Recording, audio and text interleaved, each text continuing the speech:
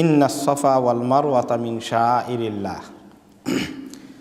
সাফা এবং মারওয়া হচ্ছে আল্লাহ তাআলার ইবাদতের কিছু সিম্বল, আল্লাহ তাআলার ইবাদতের অনুষ্ঠানের কিছু গুরুত্বপূর্ণ অংশ, আহকাম এবং আমলের জায়গা।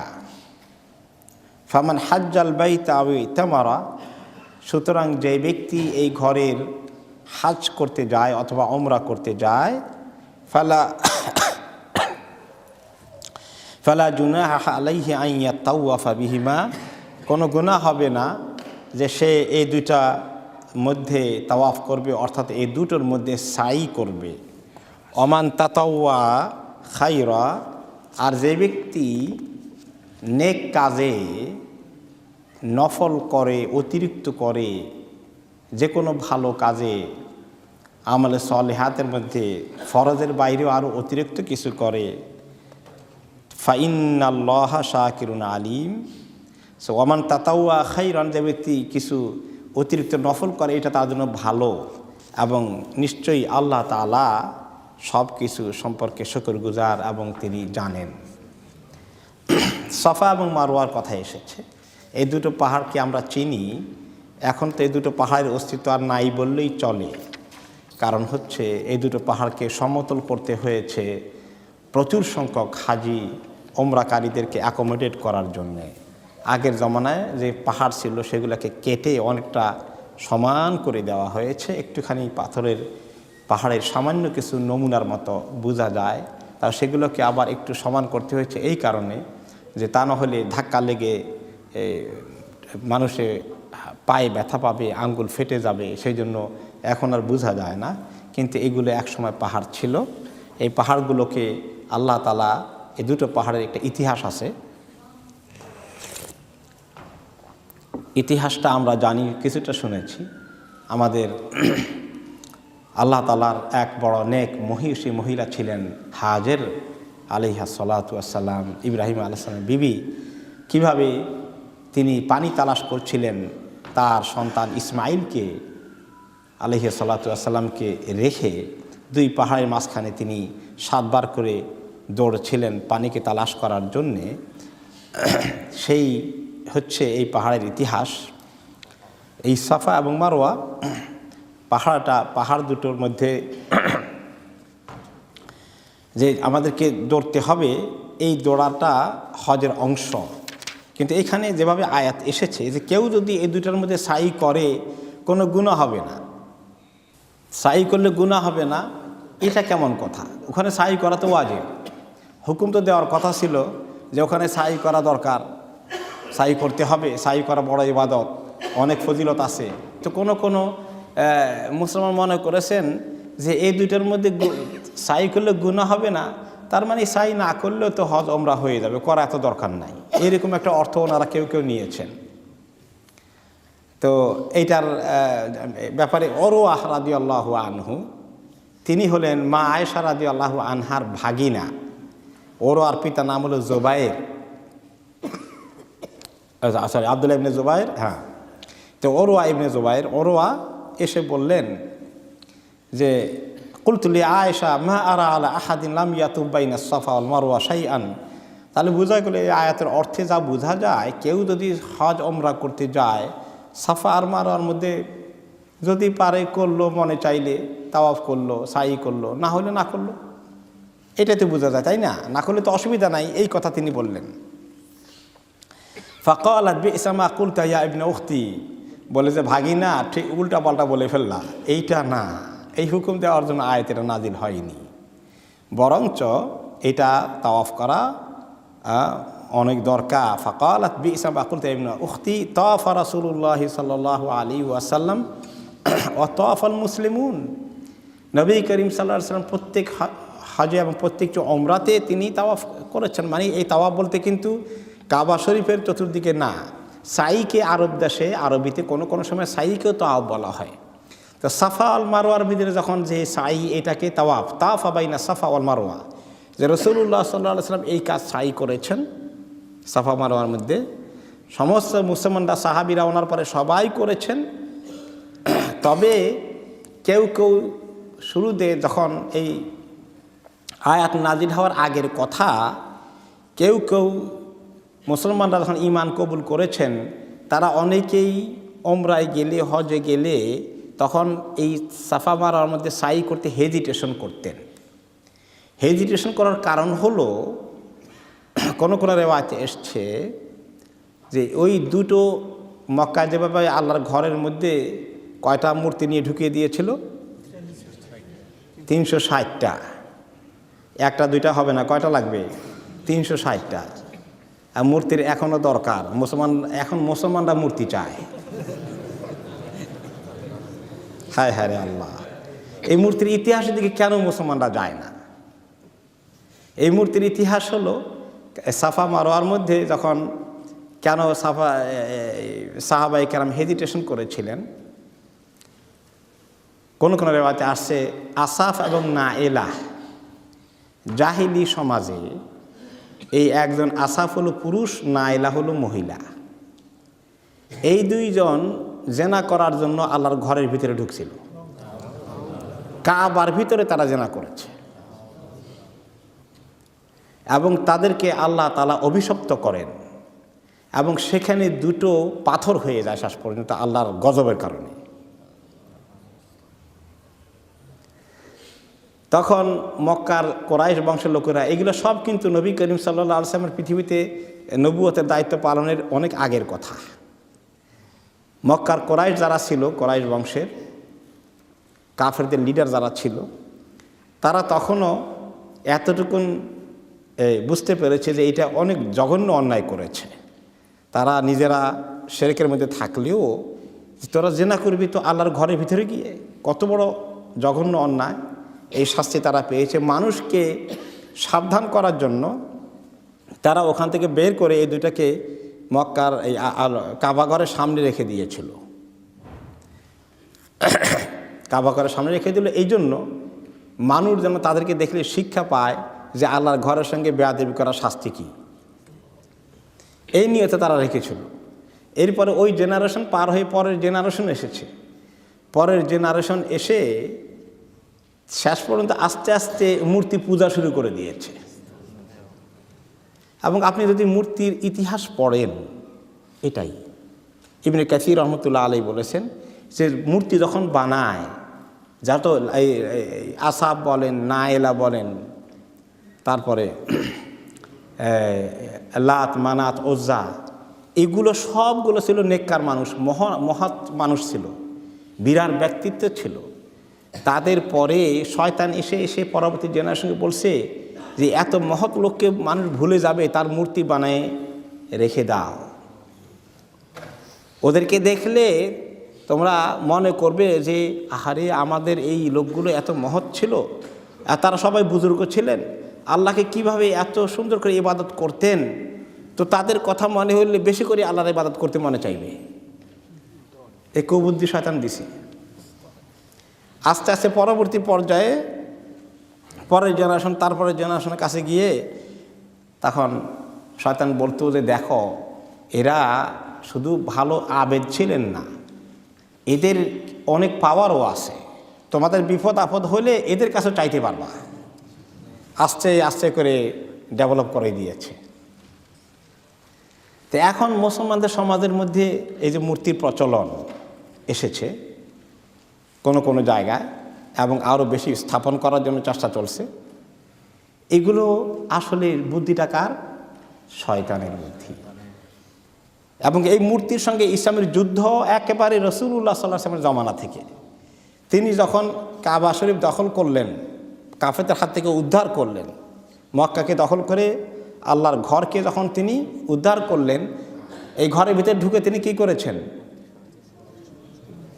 মূর্তিগুলো সরিয়ে দিয়েছেন। শুধু খালি সরিয়ে দেন, হাতের মধ্যে লাঠি নিয়েছেন, নিয়ে ওগুলোকে এক একটা করে পিটা দিয়ে গুঁড়ো করেছেন, আর আওয়াজ দিয়েছেন যা আল হাক্কু ওয়াজাহাকাল বাতিল ইন্নাল বাতিলা কানা যাহুকা।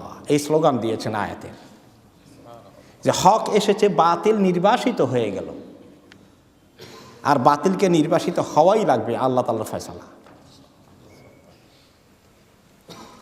এই মূর্তি তারা আনলো আসাফ এবং নাইলার কাবা ঘরের সামনে রাখলো, মানুষ আস্তে আস্তে ইবাদত শুরু করে দিল। তখন আস্তে আস্তে করে তারা চিন্তা করলো এই দুটাকে এখানে রাখলে ঝামেলা, তাওয়াফ করতে অসুবিধা, এই দুটাকে এখান থেকে সরাই দাও। কোথায় দেবে? অনেক পরের বংশধর এসে আসাফকে নিয়ে রাখছে সাফার উপরে, আর নাইলাকে নিয়ে রাখছে মারোয়ার উপরে।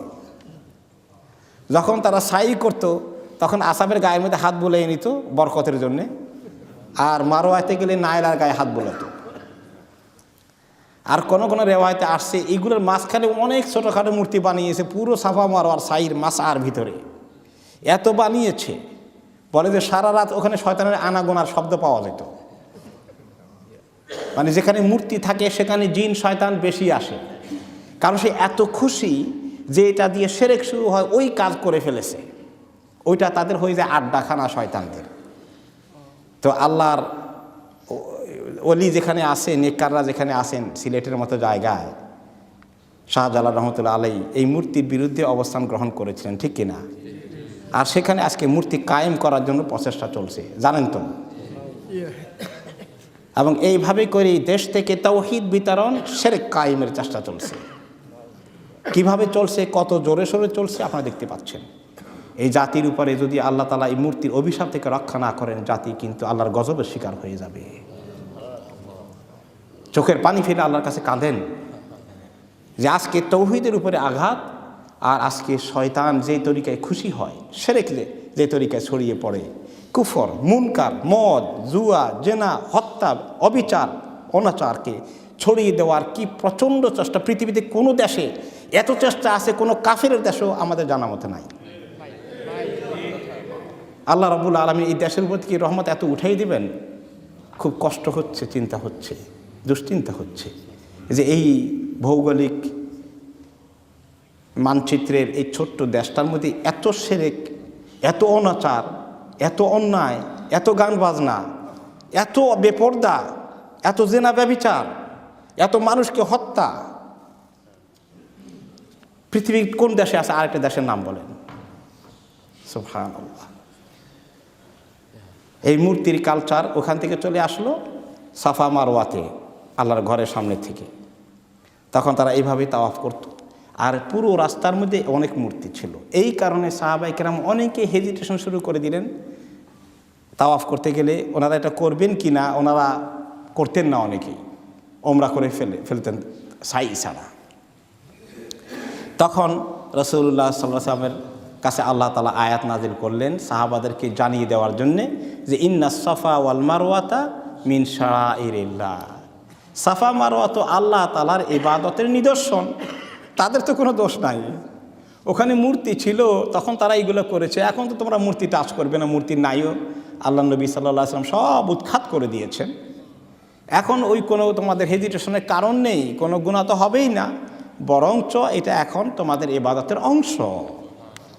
এটা শাফিঈ মাযহাবে, অনেক মাযহাবে এমনকি ফরজ বলেছে। কেউ যদি সাই মিস করে ফেলে তার হজও হবে না, ওমরাও হবে না। হানাফি মাযহাবে বলেছে অবশ্য ওয়াজিব, কেউ যদি মিস্টেক করে ফেলে সাই তার না করতে পারে তাহলে দম দিলে হয়ে যাবে, তারপরে ওয়াজিব বলেছে। এই হচ্ছে সাফা এবং মারওয়ার ইতিহাস।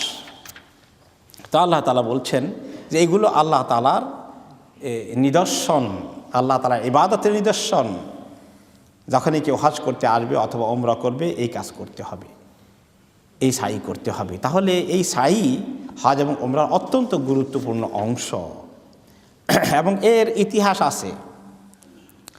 আমরা জানি সেই ইতিহাস হাজের আলাইহিস সালাতু ওয়াস সালামের ইতিহাস, কিন্তু এই ইতিহাসটা তিনি কিভাবে সাই করেছেন, কেন করেছিলেন, যখন আমরা সাই করি সেই কথা মনে করতে হবে, ওনার ইতিহাস স্মরণ করা।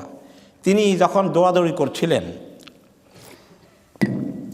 তিনি পেরেশান ছিলেন, পানির জন্য পেরেশান, দৌড়ছেন। আর কিন্তু তিনি তো আল্লাহর একজন খাঁটি নেকবান্দি ছিলেন। তিনি আল্লাহ তাআলার কাছে ওই সময় কীরকম দোয়া করেছেন মনে করেন। অসহায় বাচ্চাকে ওখানে রেখে আসছেন, প্রাণ ওষ্ঠাগতা পানির অভাবে তিনি দৌড়ছেন, শুধু পানি তালাশ করছেন না, তিনি আল্লাহ তাআলার কাছেও অনেক ফরিয়াদ করেছেন। যে এই কঠিন মুহূর্তে তাকে আল্লাহ ছাড়া কেউ রক্ষা করতে পারবেন না। তো দোয়া করে তিনি আবার দৌড়াদৌড়ি করলেন, কেন দোয়া করে বসে থাকতেন। আবার এটাও কিন্তু উল্টা কথা, শরীয়তে আসে যে তুমি দোয়া করে শুধু বসে থাকবা না যায় না, আমাদের মধ্যে তুমি তোমার দৌড়াদৌড়িও করতে হবে। অসুখ হয়ে গেলে আল্লাহ তাআলার কাছে আমরা সাহায্য চাইব, আবার চিকিৎসা তদবিরও করব, দুইটাই। রেজেকের অভাব হয়ে গেলে আল্লাহর কাছে তিনি রাজেক সাহায্য চাইব, চাকরির জন্য ব্যবসার জন্য দৌড়াদৌড়ি করব। ইসলাম এই দুটোর একসঙ্গে থাকার নাম। যারা শুধু বলে আল্লাহর উপর তাওয়াক্কুল করলাম, দোয়া করলাম, আর কোনো কাজ করবে না, চেষ্টা করবে না, এটা ইসলামের ফর্মুলা নয়। আর যারা চেষ্টা তোদের এমন করা করে যে আল্লাহর দরকার কি, আমার হাতে দিয়ে তো সব আমি নিয়ে আসবো, নাউজুবিল্লাহ, এটাও ইসলাম নয়। দুইটা করেছেন মাহাদির আলাইহিস সালাম। তিনি যখন এই পেরেশানিতে দোয়া করেছেন, কীরকম দোয়া তিনি করেছেন, কীরকম দোয়া করেছেন, সম্পূর্ণ আল্লাহ তাআলার কাছে এমনভাবে চেয়েছেন, কারণ তিনি জানেন কোনো মানুষ নেই এখানে, কোনো মাখলুক নেই তাকে সাহায্য করার জন্যে। এই জন্য তিনি আল্লাহ তাআলার কাছেই শুধুমাত্র দরখাস্ত দিয়েছিলেন। এই জন্য আমরা যখন যাব সাইর মধ্যে শুধু আমরা জানি পেরেশানি করি, কখন শেষ করব, 1 ঘন্টা 1.5 ঘন্টা লাগবে, তাড়াতাড়ি করা লাগবে, এগুলো মাইন্ডে থাকে আমাদের।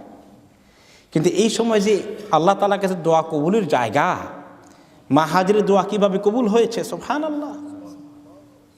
তিনি সেখানে থাকতেই দেখতে পেলেন, কি জানি দেখা যায় বাচ্চার যেখানে রেখে আসছি, কি জানি দেখা যায়। দৌড়ে আসলেন, দেখেন যে জমজমের পানি, সুবহানাল্লাহ, চতুর্দিকে ছড়িয়ে যাচ্ছে। তিনি বাঁধ দিয়ে আটকাই দিলেন। আল্লাহ তাআলা কাছে তিনি এভাবে চেয়েছেন, তিনি পেয়েছেন।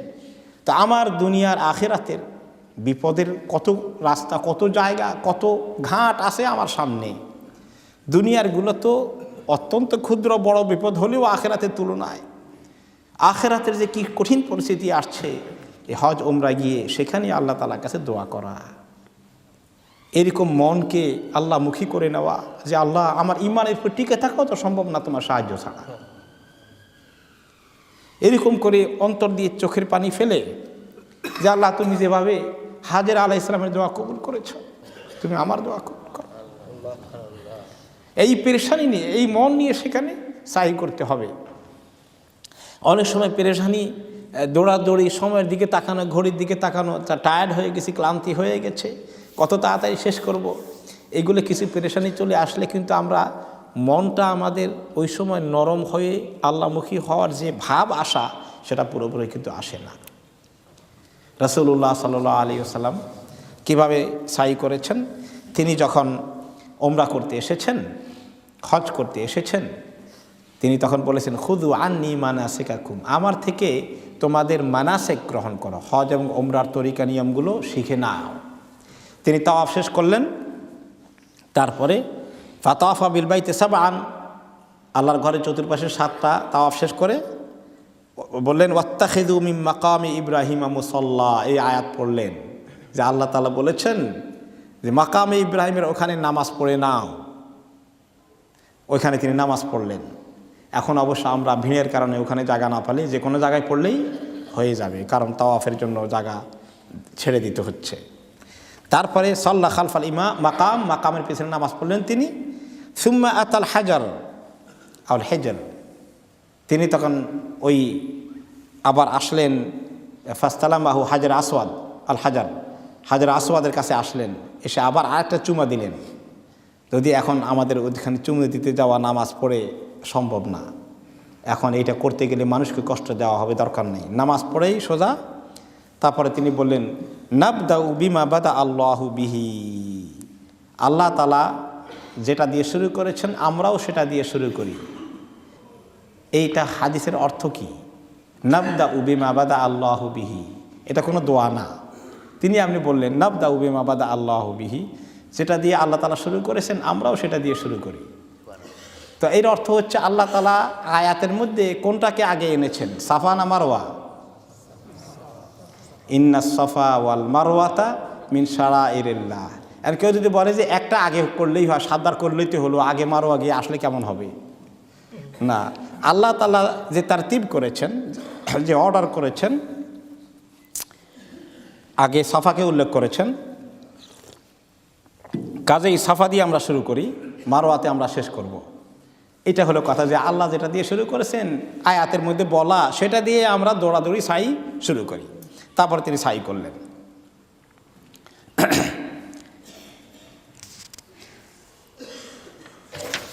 এরপরে আয়াতের শেষে বলা হচ্ছে যে ওমান তাতাওয়া খাইরান ফাইনাল্লাহা শাকিরুন আলিম। যে ব্যক্তি আল্লাহর উদ্দেশ্যে তাতাওয়া করে, তাতাওয়া মানে নফল, যে কোনো ইবাদতের মধ্যে ফরজ আছে তার পাশে আবার নফল আছে। আমরা যখন ইবাদত করি, ফরজ নামাজ পড়ি, তারপরে এই সুন্নত নফল দিয়ে এডিশনাল করে দিয়েছেন আল্লাহ তাআলা।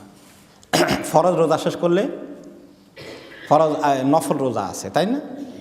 এইরকম হাজ ওমরা ফরজ করার পরে যদি আমরা নফল করি তার মধ্যেও ফায়দা আছে, সেদিকে উৎসাহিত করা হয়েছে।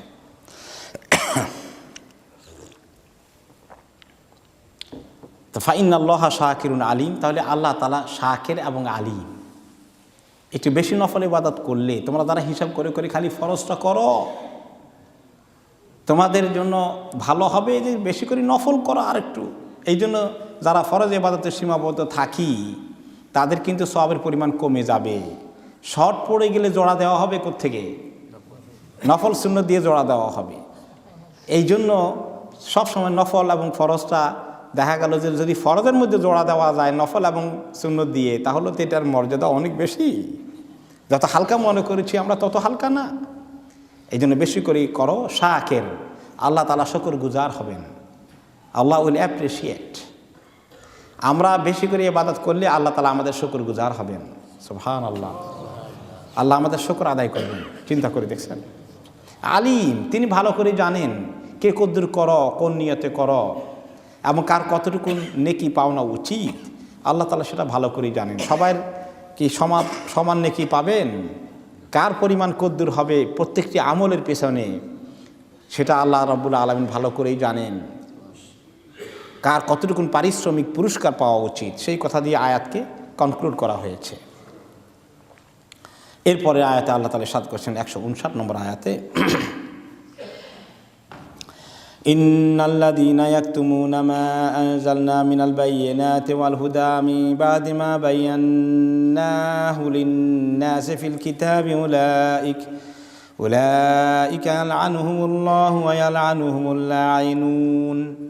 নিশ্চয়ই যারা গোপন করেছে বা গোপন করছে যা আমি নাজিল করেছি, দলিল প্রমাণ এবং হেদায়েতের বিষয়গুলো মানুষের জন্য পরিষ্কার করে বয়ান করার পরেও যারা লুকিয়ে রাখে, কিতাবের মধ্যে যেগুলো বলে দেওয়া আছে এগুলোকে লুকিয়ে রাখে, উলাইকা ইয়ালআনুহুমুল্লাহ, এই লোকগুলোকে আল্লাহ তাআলা লানত করেন। ওয়া ইয়ালআনুহুমুল লাঈনুন, এদেরকে লানতকারীরা সবাই লানত করে, শুধু আল্লাহ লানত করেন না। কারা লুকায়? কি লুকায়? বনি ইসরাইল, আহবারুল ইয়াহুদ ওয়ান নাসারা, ইহুদি নাসারাদের আলেম ওলামারা অনেক কিছু লুকিয়েছিল। উম্মতকে সব বলতো না, তারা সুবিধা অনুযায়ী সব ফতোয়াগুলো তারা পরিষ্কার করে বলতো না।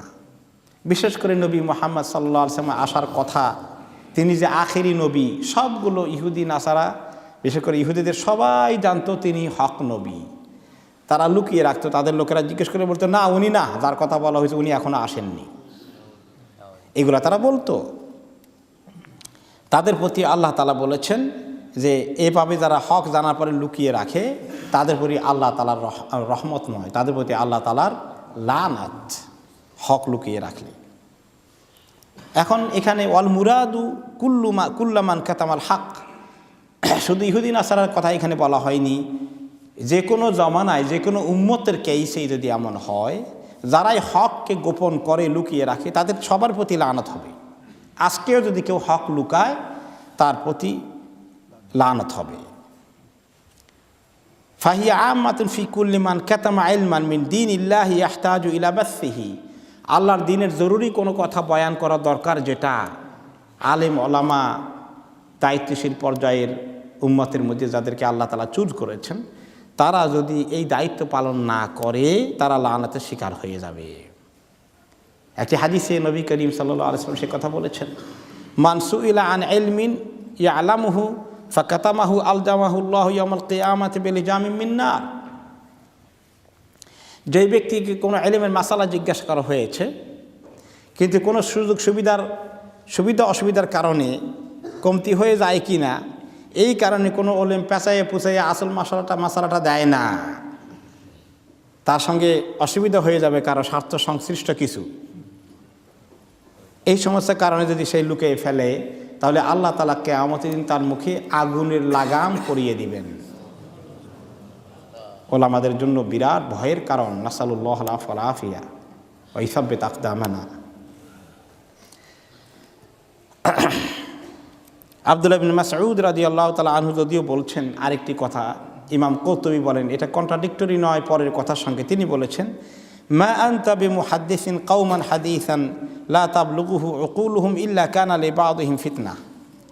যদিও আব্দুল্লাহ ইবনে মাসউদ রাদিয়াল্লাহু আনহু বলেছেন, শোনো, বয়ান করতে গেলে, ওয়াজ করতে গেলে এমন কথা যদি বলো, হক কথাও, কিন্তু ওইটা বলার কারণে লোকেরা কিচ্ছু বুঝবে না, উল্টা তারা গণ্ডগোল করবে, ফিতনা হয়ে যাবে তার কারণে, তাহলে সেটা না বলাই ভালো ওই মুহূর্তে।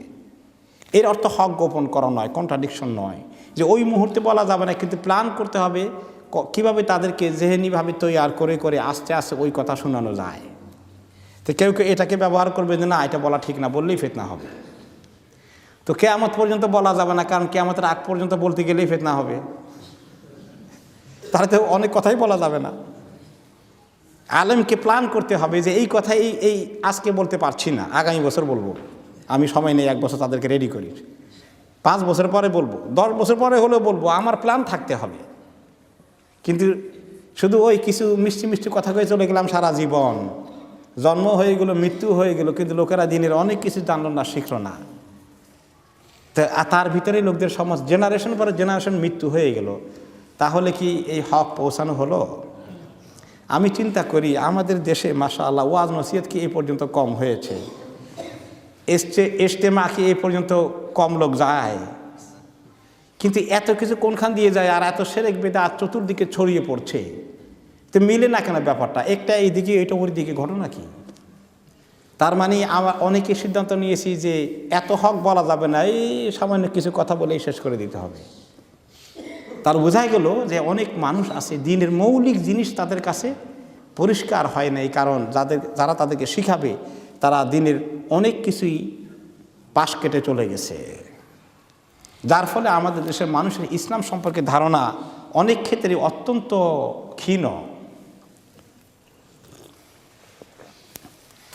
ইসলামিক জ্ঞানের অবস্থা খুবই হালকা, খুবই দুর্বল, মৌলিক জিনিস মানুষ জানে না।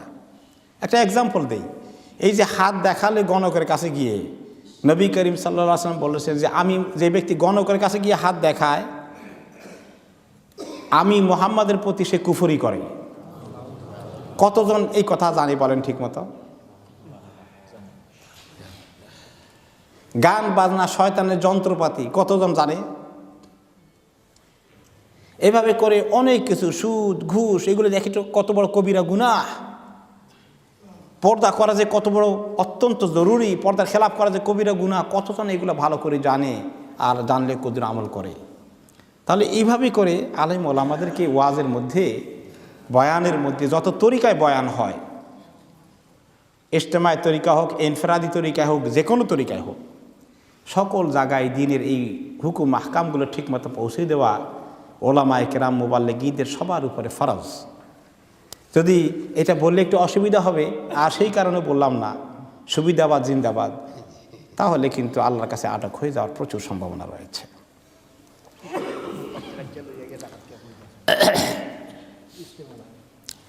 এরপরে এখানে তো ইমাম কুরতুবী রহমতুল্লাহ আলাইহি বলেছে, এগুলো দ্বারা বোঝানো হয়েছে যে জটিল মাসালা যেগুলো, সেগুলো বলার দরকার নাই, কিন্তু সাধারণ মাসাইল সবগুলো যেগুলো আছে এগুলো সবাইকে জানতে হবে।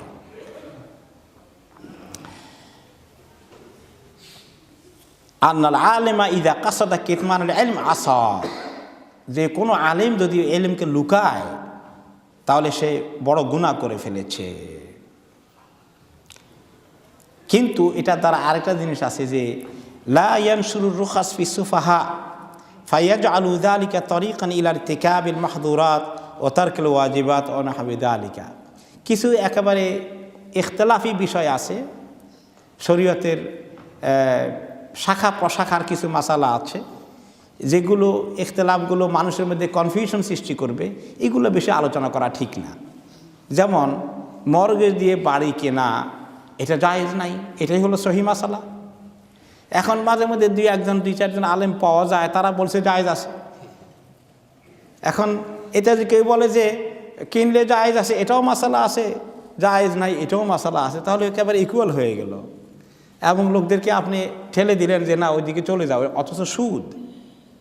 তো এই জন্য এগুলো যেগুলোর ব্যাপারে একেবারে দুর্বল ওপিনিয়ন, সেই সমস্ত ইলমি কথাগুলো সাধারণ পাবলিকের সঙ্গে আলোচনা করা ঠিক নয়। এগুলি নিয়ে আলেম ওলামারা প্রয়োজন বোধে মনাকাশা করতে পারে।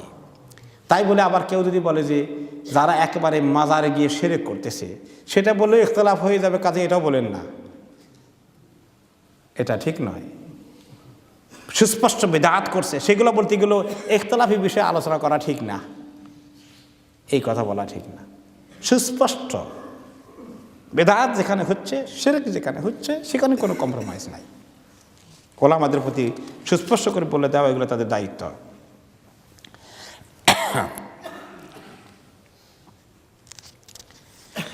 আল্লাহ তাআলা দিয়েছেন আমাদেরকে যে কিতাব, মা আনজালনা মিনাল বাইয়িনাত, এই কিতাব যা দিয়েছেন এগুলো বাইয়িনাত, সুস্পষ্ট দলিল প্রমাণ সহকারে কথা, ওয়াল হুদা, সব হেদায়েতের কথা। এই কিতাব যদি ঠিকমতো মানুষের না বুঝে, এর মাসাইলগুলো না শিখে, এর তাফসীর না পড়ে, না বুঝে, তাহলে মানুষের জন্য বাইয়িনাত মিস করে ফেলল, হুদা হেদায়েত মিস করে ফেলল। এই জন্য কোরআন হচ্ছে হুদাল লিল মুত্তাকিন। ওলামায়ে কেরামকে দায়িত্ব হচ্ছে মানুষকে এই কোরআনের সমস্ত কথাগুলোকে বুঝিয়ে দেওয়া। এই জন্যে আপনারা তাফসিরে আসেন, শুনেন, জরুরি মনে করেন, এটা ওলামাদের দায়িত্ব, এটা এই তাফসির পেশ করা। এবং এটা এই হেদায়েত, এটা শিখতে হবে কোরআন থেকেই। যারা এইগুলো করে, লুকিয়ে রাখে, ইয়ালআনুহুমুল্লাহ, এই লোকগুলোকে আল্লাহ তাআলা লানত করেন। আল্লাহ তাআলা লানত করেন। আল্লাহ যদি কাউকে লানত করেন, তার কোনো বাঁচার উপায় আছে? অন্য কোনো মাখলুক লানত করলে, আপনি একজনকে লানত করলেন, আজকে আপনার লানত কবুল হইতেও পারে, নাও হইতে পারে। আপনি উল্টাপাল্টা লানত করলে কি কবুল হবে নাকি? কিন্তু আল্লাহ তাআলা লানত করলে কোনো সন্দেহ আছে নাকি যে দুইটাই হইতে পারে? হইতেও পারে, নাও হইতে পারে। নাউযুবিল্লাহ, কনফার্ম, নিশ্চিত আল্লাহ লানত তাদের উপরে পড়ে। এখন শুধু আল্লাহ লানত নয়, আবার ওয়ায়ালআনুহুমুল লাঈনুন, আরও অনেক লাইন আছে, আরও অনেক লানতকারী আছে। তারা কারা? আল মালায়েকা ওয়াল মুমিনুন, ফেরেশতারাও তাদেরকে লানত করে, এবং যারা মুমিন তারাও তাদেরকে লানত করে। যারা প্রকৃত মুমিন তারা জানে কাকে লানত করতে হয় আর কাকে লানত করা যায় না। মুমিন যদি উল্টাপাল্টা কাকে লানত করে, মুমিন এটা করবে না, কারণ সে জানে রাসূলুল্লাহ সাল্লাল্লাহু আলাইহি ওয়াসাল্লাম তিনি লাম ইয়াকুন লাআনান ওয়ালা ফাহহাশান ওয়ালা মুতাফাহহিশান।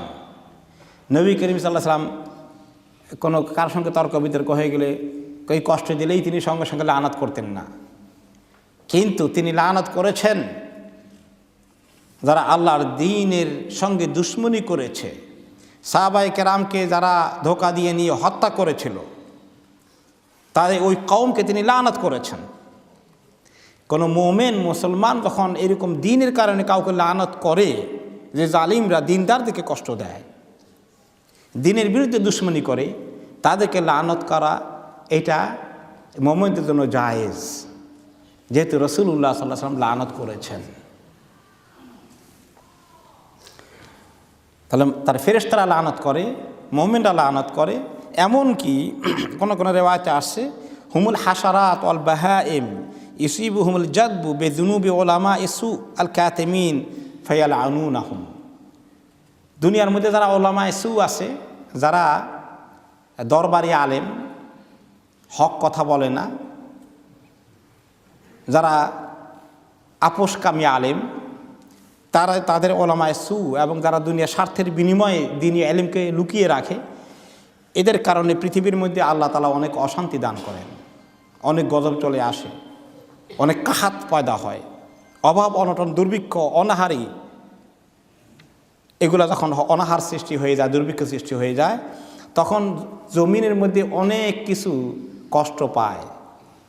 যখন খরা হয়, অতিবৃষ্টি হয়, অনাবৃষ্টি হয়, বন্যা হয়, সাইক্লোন হয়, তখন কি শুধু মানুষ কষ্ট পায় না, অনেক মাখলুকও কষ্ট পায়? গরু ছাগল পাখালি অনেক কিছু কষ্ট পায়, তাই না? তখন তারা আল্লাহ তাআলার কাছে লানত করে। তারা জানে তাদেরকে আল্লাহ তাআলা আকল দিয়েছেন কি কারণে আল্লাহর গজব এসেছে। তারা জানে হাদা বেযুনুবে বনি আদম, বনি আদমের গুনার কারণে জমিনের মধ্যে আযাব সৃষ্টি হয়। তখন তারা বদদোয়া করে যে আল্লাহ, যাদের কারণে আযাব হয়েছে আমরা তো তোমার গুনাহ করিনি, যারা গুনাহ করে তোমার আযাব ডেকে এনে আমরা এই আযাবের শিকার হয়ে গেলাম, আল্লাহ আমরা তাদেরকে লানত করি। আল্লাহ তাআলা এরা হচ্ছে লাইনুন, এরা লানত করে। এমনকি কোন কোন রিওয়ায়াতে আসে আল কাফিরু ইযা দুরিবা ফি কবরিহি ফাসাহা সামিআহু আল জিন্নু ওয়াল ইনস সামিআহুল কুল ইল্লা সাকালাইন ওয়া লানাহু কুল্লু সামিআ। কাফিরের যখন মৃত্যু হয়, কবরস্থ করা হয়, বা যে তরিকায় তাকে তার বরজাখের জিন্দেগিতে পাঠিয়ে দেওয়া হয়, ক্রিমিয়েট করে হোক, ক্রিমিয়েশনের মাধ্যমে হোক, কবর দিয়ে হোক, যে কোনো তরিকা হয়, কাফেরকে যখন তার সৎকার হয় যে তরিকায় হোক, তখন তার যে আযাব হতে থাকে বরজাখী জিন্দেগিতে, সে আযাবের কারণে চিৎকার করে। এই চিৎকার কিন্তু জমিনের মধ্যে অনেক মাখলুক শুনতে পায় তার আশেপাশে। শুধু দুইটা কওম শুনে না, এই দুই কওমকে, জিন এবং ইনসান, যত কওম শুনে, এর আশেপাশে যত পাখালি আছে, পশু আছে, মাছ আছে, পোকামাকড় আছে, সাপ আছে, বিচ্ছু আছে, সবগুলো তার চিৎকার শুনে আর সবাই তার জন্য আল্লাহর কাছে লানত করে। তো এভাবেই লানতকারী অনেক রয়েছে। হক কথা না বলা কত বড় অপরাধ, হককে লুকানো আল্লাহর লানতের শিকার হয়ে যায়। এখানে এত বড় থ্রেট করা হয়েছে। পরের আয়াতে 160 নম্বরে ইল্লাল্লাযীনা তাবু ওয়া আসলাহু ওয়া বায়্যানু ফাউলাইকা আতুবু আলাইহিম ওয়া আনা আত-তাওয়াবুর রহিম। তবে এদের মধ্যে কেউ, এই ওলামায়ে সুর মধ্যে যারা ইলম গোপন করেছে, হক গোপন করেছে, হকের মধ্যে যেমন আল্লাহ তাআলার দ্বীনের কথা থাকতে পারে, হক আবার বাতিলের বিপরীত যে কোনো জিনিস, ন্যায় অন্যায়, ন্যায় হচ্ছে হক, অন্যায় হচ্ছে বাতিল। কেউ যদি হক, যেমন কি বিচার কার্যের মধ্যেও কেউ যদি হকের পরিবর্তে অন্যায় করে, সে হককে লুকিয়ে রেখেছে। কোনো সাক্ষী যখন সাক্ষী দেয়, হককে লুকিয়ে রাখে। সে মিথ্যা সাক্ষী যখন দেয়, তখন তার অবস্থা কি হয়? সে আল্লাহ তাআলার লানতের শিকার হয়ে যায়। এভাবে করে অনেক মানুষ এরকম যদি অন্যায় কর্ম করে হককে লুকায়, তাহলে তার অনেক বড় গুনাহ করেছে। তার কি কোনো উপায় আছে মুক্তি পাওয়ার? পরের আয়াতে আল্লাহ তাআলা বললেন যে এখনও যদি তোমার ভয় থাকে তাহলে তওবা করো জলদি করে। ইল্লাল্লাযীনা তাবু আসলাহু, এই যে লানত পড়নেওয়ালা লোকগুলোর মধ্যে যদি হুঁশ হয়, জীবন থাকতে মরার আগে সে যদি তওবা করে, এখনও যদি সে তওবা করে, ওয়া ইসলাহ করে, ওয়া আসলাহু, নিজের মধ্যে একটা পরিশুদ্ধি নিয়ে আসে, তার জীবনে পরিবর্তন নিয়ে আসে, আর সেই বাতিলের পক্ষে থাকে না, হকপন্থী হয়ে যায়, হকওয়ালা হয়ে যায়।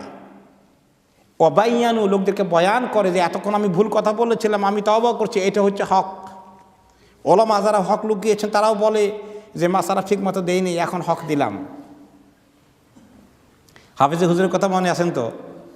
উনি তওবা করেছেন, কারণ তিনি বললেন যে আমরা অনেকে ওলামারা বলছিলাম যে ইসলামে রাজনীতি নাই। এইটা থেকে এখন তিনি ইন্তেকালের আগে আল্লাহ তাআলা ওনাকে তৌফিক দিলেন, তিনি তওবা করলেন, বলে যে ইসলামী রাজনীতি আছে, তিনি রাজনীতি করে দেখাই গেলেন। আল্লাহ তাআলা ওনাকে জান্নাতুল ফেরদাউসের আলা নসিব করুন। তাহলে ইল্লাল্লাযীনা তাবু, ওলামাদেরকে হক লুকানেওয়ালাদেরকে তওবা করতে হবে, ইসলাহ করতে হবে, যেটা উল্টাপাল্টা পড়েছিলেন সেটা কারেকশন করতে হবে, সংশোধন করতে হবে। ওয়াবাইয়ানু, লোকদেরকে বয়ান করে দিতে হবে বুঝিয়ে। ফাউলাইকা আতুবু আলাইহিম, তাদের প্রতি আমি তাদের তওবাকে আমি কবুল করব। ওয়া আনা তাওয়াবুর রাহিম, এবং আমি তওবা কবুল করি। ইমাম কুরতুবী রহমতুল্লাহ আলাইহি বলেন, এর অর্থ এই নয় একজনে বলল কাতুবতু, আমি তওবা করে ফেলছি, আস্তাগফিরুল্লাহ। এরকম তওবা অনেকেই করে, আমাদের দেশে এরকম তওবা অনেকেই করে, আর এর মধ্যে গালের মধ্যে থাপ্পড় মারে, আস্তাগফিরুল্লাহ, লা হাওলা ওয়ালা কুওয়াতা ইল্লা বিল্লাহ। গালের মধ্যে থাপ্পড় মারার সঙ্গে তওবার কি সম্পর্ক, এটা অবশ্য আমার জানা নাই। এই মুখে মুখে তওবা করি আমরা, এই তওবা না, এমন তওবা করতে হবে, আল্লাহ তাআলার কাছে কাঁদতে হবে, গুনাহ ছেড়ে দিতে হবে, আর কোনো দিন ওই গুনাহ করব না, আল্লাহর কাছে ওয়াদাবদ্ধ হওয়া লাগবে। তারপরে যদি মানুষকে বলা হক লুকানো কাজ হয়ে থাকে, এগুলো মানুষকে পরিষ্কার করে বলে দিতে হবে, তাহলেই তার তওবা কবুল হলো। তওবা না করে যদি মারা যায় এরকম লোকগুলো, তাদের উপায় নেই। পরের আয়াতে তাদের কথা বলা হচ্ছে, ইন্নাল্লাযীনা কাফারু ওয়া মাতু ওয়া হুম কুফফারুন উলাইকা আলাইহিম লানাতুল্লাহি ওয়াল মালাইকাতি ওয়ান নাসি আজমাইন। নিশ্চয়ই যারা কুফরি করেছে, হক লুকাইলে কুফরি কাজ হয়ে গেল, আর এই অবস্থায় মারা গেল, ওয়া হুম কুফফার, কুফরের হালতে মারা গেল, তাদের প্রতি আল্লাহ তাআলার লানত। কোনো কাফের মারা গেলেই আল্লাহ তাআলার লানত শুরু হয়ে যায়, তার আগেও শুরু হয়, কিন্তু মারার পরে একদম অব্যাহত, কনফার্ম। আর তার আগে তো তার তওবার নসিব ছিল, হইতেও পারত, সুযোগ আছে, মরে যাওয়ার পরে আর সুযোগ আছে, তখন একাধারে লানতের কাজই শুধু চলবে, আর সুযোগ নেই। উলাইকা আলাইহিম লানাতুল্লাহ, এই লোকগুলোর প্রতি আল্লাহ তাআলা লানত, ফেরেশতাদের লানত, ওয়ান নাসি আজমাইন, অন্য সব মানুষের লানত। অন্য সব মানুষের লানত বলতে কাফেররা তাদেরকে লানত করে নাকি? এখন করবে না, কিন্তু কাফেররা মরে গেলে তারাও লানত করবে, যে এদের কারণে আমরা লানতের দিকে এই রাস্তায় এসেছিলাম, এরা আমাদেরকে অন্যায় পথে পরিচালিত করেছে। পরের আয়াতে তার কিছু আরও আলোচনা আসবে। খালিদিনা ফিহা লা ইউখাফফাফু আনহুমুল আযাব, সেখানে তারা সব সময় থাকবে। তাহলে বোঝা গেল এইরকম হককে লুকানোকারীরা খালিদিনা ফিহা, তারা আর জাহান্নাম থেকে বের হতে পারবে না কাফেরদের মতো, কারণ কাফের হয়ে গেছে, কুফরের সিল নিয়ে তারা গেছে। তাদের আযাবকে কোনোদিন হালকাও করা হবে না। ওয়ালা হুম ইনজারুন, তিনটা শাস্তির কথা বলা হচ্ছে, তিনটা না আসলে চারটা।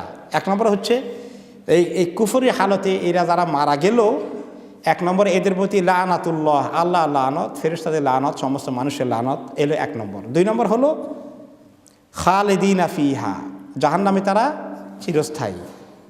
তিন নম্বর হচ্ছে লা ইউখাফফাফু আনহুমুল আযাব, তাদের শাস্তি লঘু করা হবে না, লাঘব করা হবে না, হালকা করা হবে না।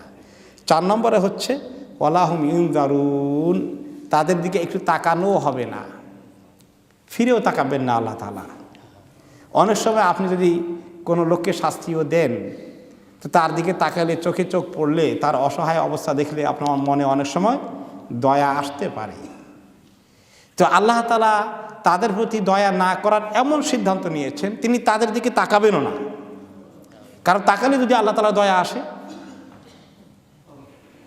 এত শাস্তি আল্লাহ তাআলা তাদেরকে দিবেন। তো এই অন্নাসে আজমাইন, অন্য লোকরা যে তাদেরকে লানত করবে কিয়ামতের দিন, সেই কথা অন্য আয়াতে এসেছে। সুম্মা ইয়াউমাল কিয়ামাতি ইয়াকফুরু বা'দুকুম বিবা'দ ওয়া ইয়ালআনু বা'দুকুম বা'দা, কিয়ামতের দিন এই কাফেরের দল আর এই দিনের দুশমনের দলগুলো তোমরা একে অপরের থেকে অস্বীকার করবে, না আমি তোমার কথা শুনি নাই, আমি তোমাকে বলি নাই, একে অপরকে ডিনাই করবে আর একে অপরকে লানত করবে খালি কিয়ামতের দিন। আজকে তারা হকের বিরুদ্ধে ঐক্যবদ্ধ হয়ে খুব ঐক্য প্রতিষ্ঠা করে, কিয়ামতের দিন তাদের মধ্যে ঐক্য থাকবে, একে অপরকে লানত করবে।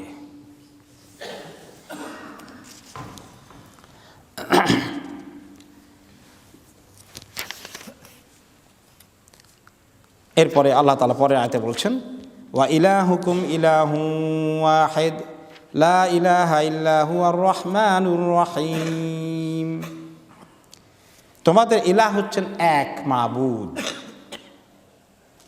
তিনি হচ্ছেন অত্যন্ত রহমান, দয়াশীল, রাহিম, দয়াময়। আল্লাহ রাব্বুল আলামিন এই যে উপরে লানাতের কথা গেল, তিনি তাকাবেনও না ফিরে। তিনি কি এত নির্দয়? কেউ যেন ভুল না বুঝে আল্লাহ তাআলা তিনি পরিষ্কার করে দিচ্ছেন, তোমাদের এক আল্লাহর পরিচয় হচ্ছে তিনি আর রহমান আর রাহিম। এটা তো আল্লাহ তাআলার আসল পরিচয়। এই জন্য বিসমিল্লাহির রহমানির রাহিম, আলহামদুলিল্লাহি রাব্বিল আলামিন আর রহমানির রাহিম। কিন্তু এই রহমত যে নিতে চাইবে না, যে আল্লাহ তাআলার সঙ্গে কুফরি করবে, তার প্রতি আল্লাহ তাআলা দয়া দেখাবেন না। যেই ব্যক্তি আল্লাহকে ইলাহ হিসাবে গ্রহণ করবে, লা ইলাহা ইল্লাল্লাহ, এই কথাকে যে মানবে, গ্রহণ করবে, এই কথার আমল করবে, তার জন্য আল্লাহ তাআলা হচ্ছেন আর রহমান আর রাহিম। এই জন্য কেউ যদি এই কালিমা পড়ে দুনিয়া থেকে যেতে পারে, মান কানা আখিরু কালামিহি লা ইলাহা ইল্লাল্লাহ দাখালাল জান্নাহ, যার আখিরি কথা হবে জবানের মধ্যে মৃত্যুর আগে লা ইলাহা ইল্লাল্লাহ, সে জান্নাতে চলে যাবে। তো যার আখিরি কথা জীবনে বলার জন্যে এখন আমলটা লা ইলাহা ইল্লাল্লাহর তরিকায় হওয়া লাগবে। এখন যদি আমল হয়ে যায় উল্টা পাল্টা, আর স্বপ্ন আছে মরার সময় কালেমা নিয়ে পড়ার তামান্না আছে, কাজ হবে? এখন থেকেই উলুহিয়াতকে নিজের জীবনে কায়েম করতে হবে, তাওহীদুল উলুহিয়া বুঝতে হবে। এরপরে আল্লাহ তাআলা বলেন তিনি যে আল্লাহ এক, তার যে শরীক নাই, তার প্রমাণ তোমরা কি দেখতে চাও?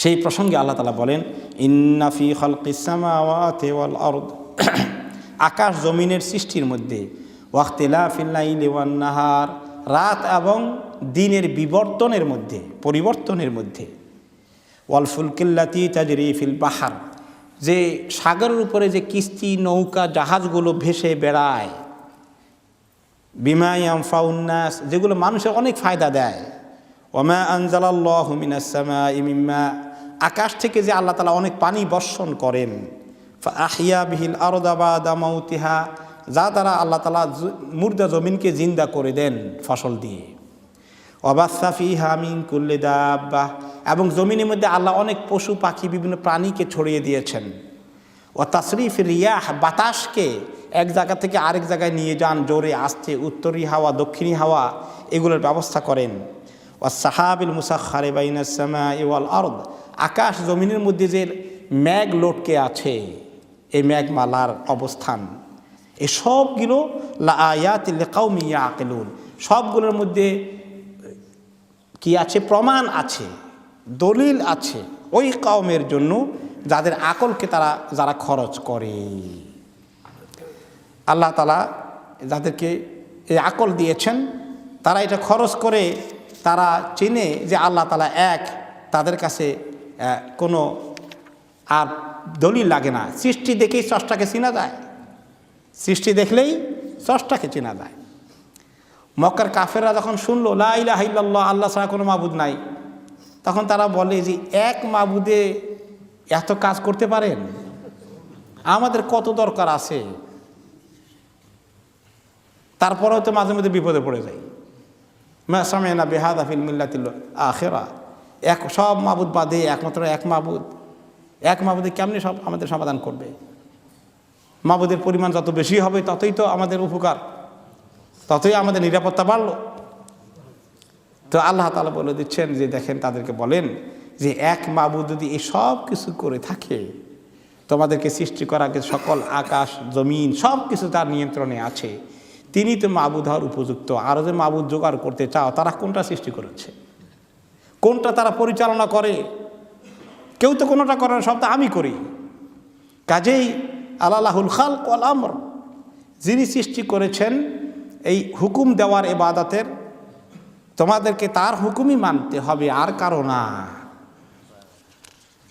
এবং এই যে এক একটা সৃষ্টির কথা আল্লাহ তাআলা বলেছেন, আকাশ জমিনে কি কি সৃষ্টি আছে, আপনি যদি চোখ বুলান, শুধু একটা জমিন আর একটা আকাশ না, আকাশের মধ্যে চন্দ্র, সূর্য, তারকারাজি, নীল আসমান, নাই কোনো একটা খুঁটি ভিত্তি, জমিনের মধ্যে নদী, নালা, পাহাড়, পর্বত, এই কত রকমারি জিনিস, কত সৃষ্টি মাখলুক আছে।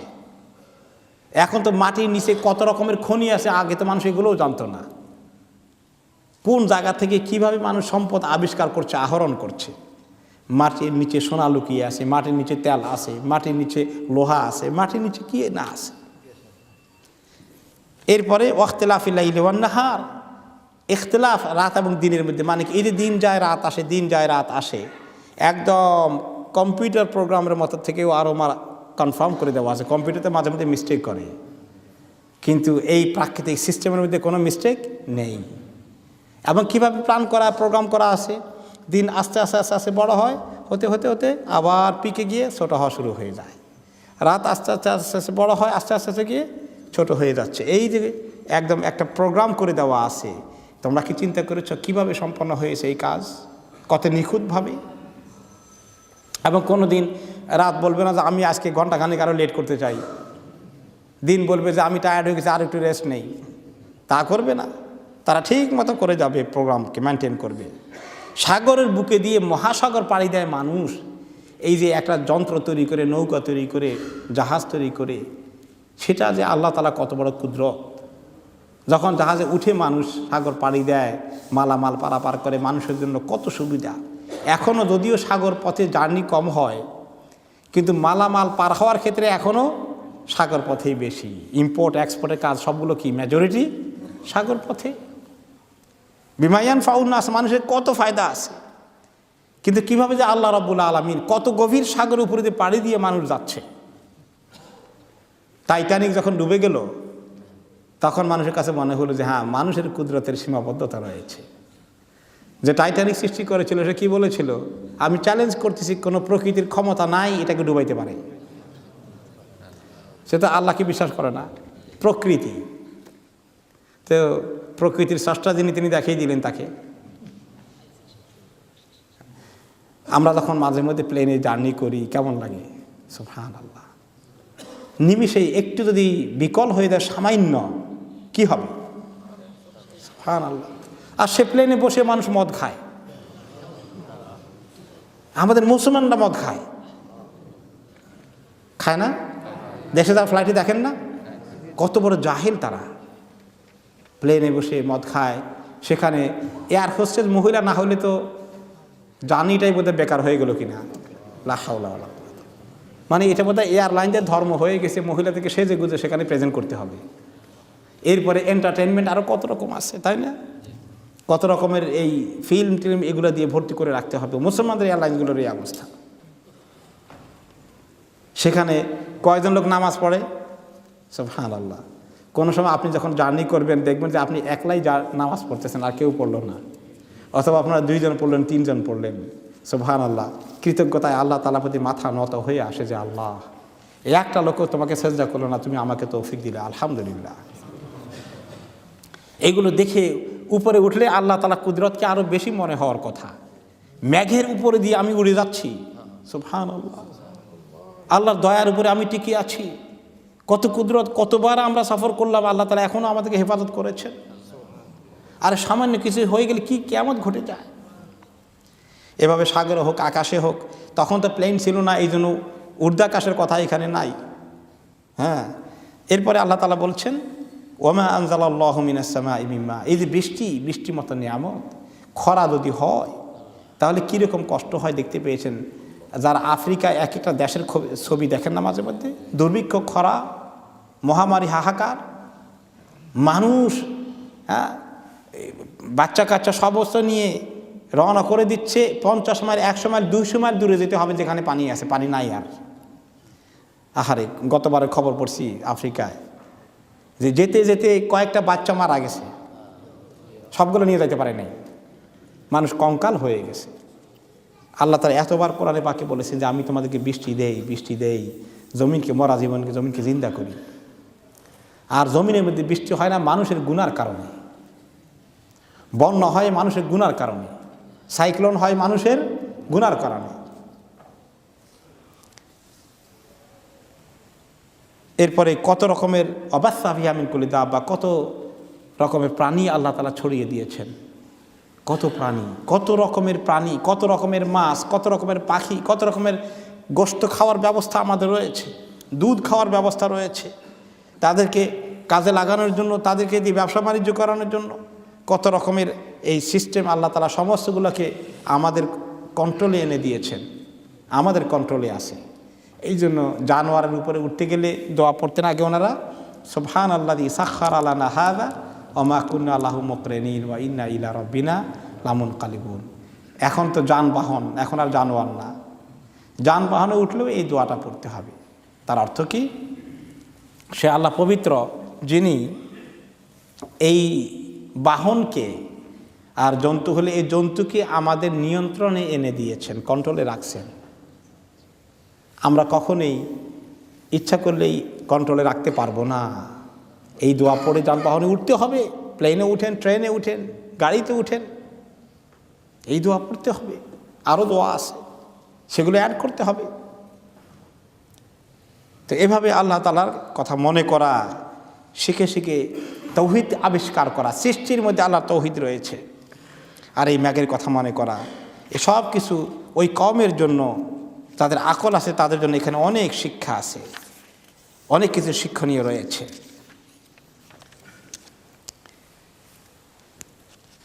এরপরে আল্লাহ রাব্বুল আলামিন যারা এগুলো দেখে শিখে না, তাদের কথা অন্য আয়াতে বলেছেন। বৃষ্টি যখন আমরা দেখি, এই বৃষ্টিটাও কিন্তু আল্লাহ তাআলার একটা রহমত, কিন্তু বৃষ্টিটার মধ্যে যদিও কোনো কোনো সময় আযাব চলে আসে, এই জন্য কোনো কোনো বৃষ্টি দেখলে নবী করিম সাল্লাল্লাহু আলাইহি ওয়াসাল্লাম দোয়া পড়তেন, আল্লাহুম্মা সাইবান নাফিআন, আল্লাহ এমন বৃষ্টি দেবেন যেটার মধ্যে ফায়দা রয়েছে, কিন্তু এমন বৃষ্টি দিয়েন না যেটার মধ্যে আল্লাহ বিপদ রয়েছে, আযাব রয়েছে। এই ধরনের দোয়া চাওয়া এটা একটা ভালো আমল। এরপরে আল্লাহ রাব্বুল আলামিন যারা এই তৌহিদকে দেখেও আল্লাহকে চিনল না, শিরকের মধ্যে চলে গেল, মূর্তির দিকে চলে গেল, এবং হকের পক্ষে থাকলো না, বাতিলের পক্ষে চলে গেল, কিয়ামতের দিন তারা একে অপরকে কীভাবে লানত করবে, এর বিস্তারিত কথা আগামী আয়াতে থাকবে ইনশাআল্লাহ।